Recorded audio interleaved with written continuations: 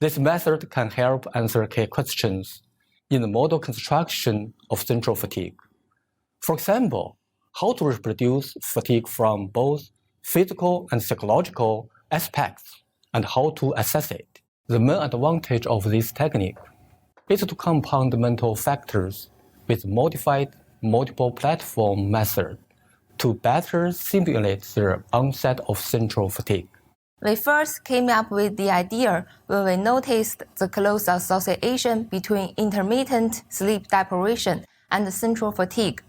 We tried different hours and days of deprivation to induce central fatigue, and finally found 14 hours over 21 days was the right pattern.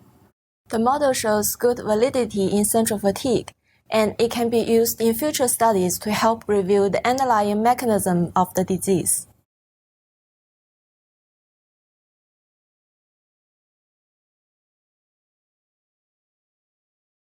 Begin by constructing an opaque plastic tank without a cover.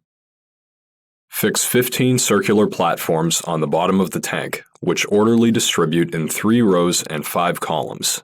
Leave enough space between each platform, roughly 13 centimeters between rows and 10 centimeters between columns. Install a faucet in the water outlet on the lateral side of the tank. Finally, make an iron wire netting cover for the tank with a food box hanging on it.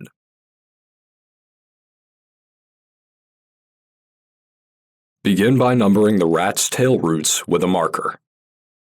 Weigh the rats, excluding the extremely light or heavy ones, and divide the rest randomly.